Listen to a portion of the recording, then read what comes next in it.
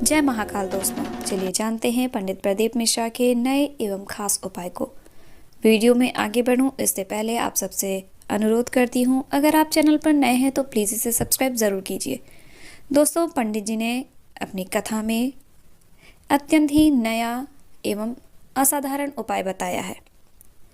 इसके अनुसार अगर आप किसी असाध्य रोग से पीड़ित हैं या बार बार बीमार पड़ते हैं, एक दिन ठीक रहते हैं, फिर दूसरे दिन बीमार पड़ जाते हैं, फिर ठीक होते हैं, फिर बीमार होते हैं, बीमारी आपका साथ ही नहीं छोड़ रही है, लाख उपाय कर चुके हैं, लाख दवा कर चुके हैं, कोई फल नहीं मिलता, तो दोस्तों इस उपाय को अवश्य कीजिएगा।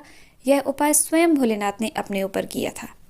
दोस्तों, देवी भागवत में ऐसा वर्णित है कि समुद्र मंथन के दौरान अमृत और विष दोनों ही निकले थे। अमृत का पान देवताओं ने किया था, लेकिन विष पान करने की हिम्मत किसी में नहीं थी। तो अंततः भगवान भोलेनाथ ने विष पान किया और उन्होंने इस विष को अपने गले से नीचे नहीं उतारा, अर्थात गले से नीचे विष को नहीं जाने दिया था, जिसके कारण उस विष की गर्मी भगवान भोलेनाथ के मस्तिष्क पर चढ़ गई और उन्हें मूर्छा आ गई थी। तब सभी देवताओं ने उनकी मूर्छा को दूर करने के लिए, उन्हें होश में लाने के लिए उनके सर पर भांग और धतूरा अर्पित कर लगातार जल अर्पित किया था, जिससे भगवान भोलेनाथ के सिर की गर्मी दूर हुई और वे स्वस्थ हो गए। तो दोस्तों, पंडित जी ने अपनी कथा में यही वर्णन किया है कि किस तरह आप भी अपने असाध्य रोग का उपचार इस छोटे से धतूरे और भांग के उपयोग से कर सकते हैं।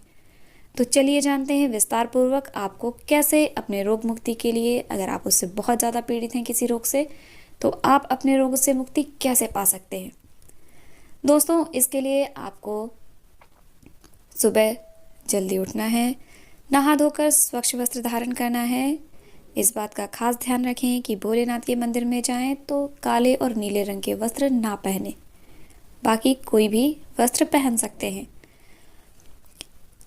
भोलेनाथ के मंदिर जाएं, एक लोटा शुद्ध जल, एक धतूरा और थोड़ी सी भांग लेकर जाएं।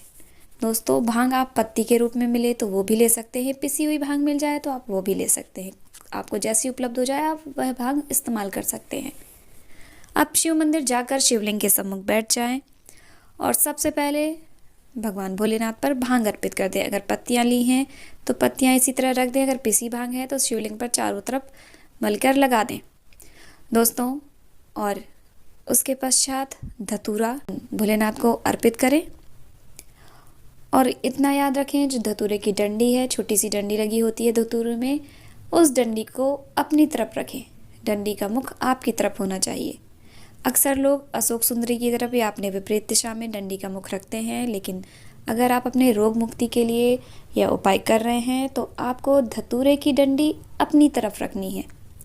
और इसके पश्चात शिवलिंग पर जो शुद्ध जल आप लेके गए हैं, एक लोटा जल अर्पित करना है। दोस्तों, यह उपाय करते समय आपको कुंदकेश्वर महाराज का नाम स्मरण करते रहना है। अपने मन में जय कुंदकेश्वर महाराज बोलते रहना है। और भगवान ये उपाय करने के बाद, जल चढ़ाने के बाद प्रभु से अपनी रोग मुक्ति के लिए प्रार्थना करें। उनको बताएं आपको जो भी रोग है कि आप इस रोग से पीड़ित हैं। हे कुंदकेश्वर महाराज, कृपा कर मेरा यह रोग दूर करें। दोस्तों, बहुत ही सरल उपाय है, लेकिन असाधारण उपाय है, बहुत ही चमत्कारी उपाय है। अगर भगवान भोलेनाथ को ठीक कर सकता है यह उपाय, तो हम सब तो इंसान हैं, हमें भी अवश्य ठीक करेगा। इसलिए इस उपाय को पूरे विश्वास के साथ एक बार ज़रूर आजमाइएगा। कैसा भी असाध्य रोग है, सारे रोग दूर होंगे। और एक खास बात दोस्तों, यह उपाय आपको सोमवार के दिन ही करना है। सुबह के समय कर सकते हैं या फिर प्रदोष काल में, आप किसी भी समय करें।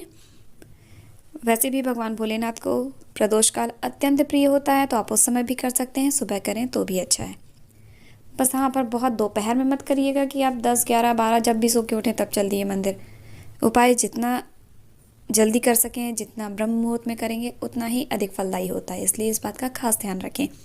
और यह उपाय आपको लगातार 5 सोमवार करना है दोस्तों। 5 सोमवार में आपका रोग पूर्णतः दूर हो जाएगा। अगर बीच में कोई सोमवार छूट जाता है तो चिंता की कोई बात नहीं, आप अगले सोमवार से यह उपाय कंटिन्यू कर सकते हैं। अगर 2 सोमवार किया, तीसरे को नहीं कर पाए, तो आप नेक्स्ट जो पड़े उससे कर लीजिएगा, उसे तीसरा चौथा ही गिना जाएगा। इसलिए परेशान होने की कोई ज़रूरत नहीं है। एक बार इस उपाय को अपने असाध्य रोग की मुक्ति के लिए अवश्य कीजिएगा। मुझे पूर्ण विश्वास है कि आपके सारे रोग दूर होंगे। साथ ही दोस्तों, अगर आप शुगर, बीपी, थायराइड या किसी भी और बीमारी से पीड़ित हैं तो एक और उपाय है जिसे पंडित जी ने बताया है कि इसे करने से आपका बीपी कंट्रोल होता है। अगर इंसुलिन लगती है तो इंसुलिन की दवाइयाँ भी बंद हो जाती हैं। पर हाँ, उपाय करते समय उपाय करने के साथ साथ दवाइयाँ अवश्य लेते रहें। अगर आपको जब लगे कि हाँ आप पूरी तरह से स्वस्थ हो चुके हैं तभी डॉक्टर की सलाह लेके दवाइयाँ बंद कीजिएगा। पर इस उपाय को अवश्य कीजिएगा। इस उपाय के लिए आपको करना क्या है, 5 बेलपत्र लीजिए, शिव मंदिर जाइए 5 बेलपत्र लेकर और 1 लोटा जल लेकर, और शिवलिंग के सम्मुख बैठकर भगवान भोलेनाथ की जो 5 पुत्रियां होती हैं उनका नाम स्मरण करके एक एक करके बेलपत्र शिवलिंग पर अर्पित करें। पहली बेलपत्र लें, चढ़ाएं, उनकी पुत्री का नाम लें, फिर दूसरी चढ़ाएं, फिर दूसरी पुत्री का नाम, फिर तीसरी चढ़ाएं, तीसरी पुत्री का नाम, चौथी चढ़ाएं, चौथी पुत्री का नाम, पांचवी चढ़ाएं, पांचवी पुत्री का नाम। भगवान भोलेनाथ की 5 पुत्रियों का नाम तो सब कोई जानते हैं। अगर आप नहीं जानते हैं तो सुन लें। जया, विषहरा, शामली बारी, दोतली, देव। जया, विषहरा, शामली बारी, दोतली, देव, ये हैं भगवान भोलेनाथ की 5 पुत्रियाँ।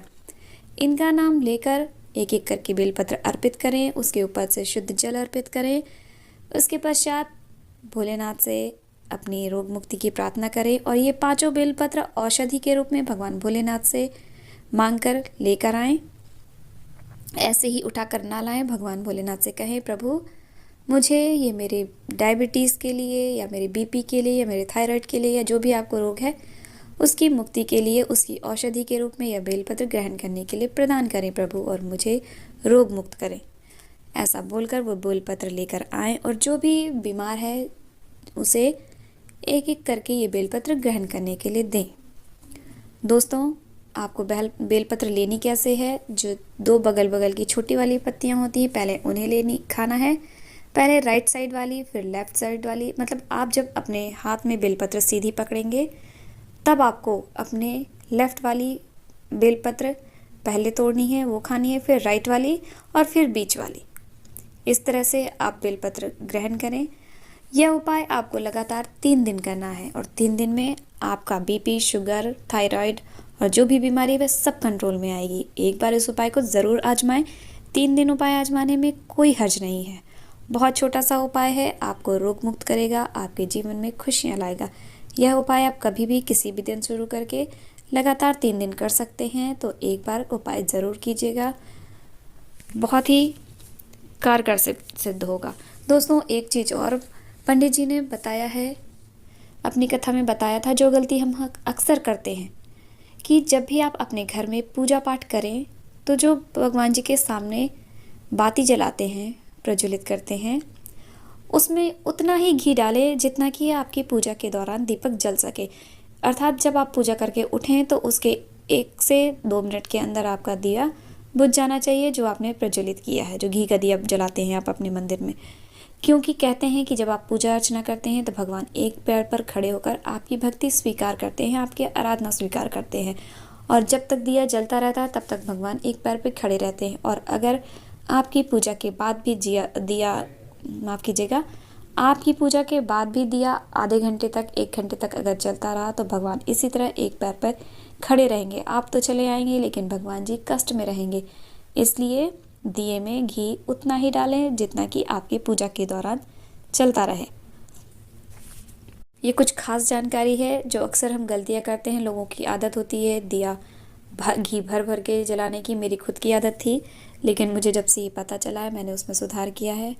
मुझे भी नहीं पता था कि कम घी डालना चाहिए, मैं तो और ज़्यादा भर देती थी कि जैसे दिया खूब देर तक जले। इसके लिए मैं खुद भगवान जी से माफ़ी चाहती हूँ, पर अब मैं उसमें सुधार कर रही हूँ।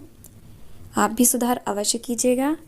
उम्मीद करती हूँ आप सबको ये उपाय अच्छे लगे होंगे। करिएगा ज़रूर, आजमाइएगा ज़रूर। एक बार आजमाने में कोई हर्ज नहीं है। अगर आपको इन उपायों से रोग मुक्ति मिलती है तो यह बहुत ही अच्छी बात है, तो एक बार ज़रूर कीजिएगा।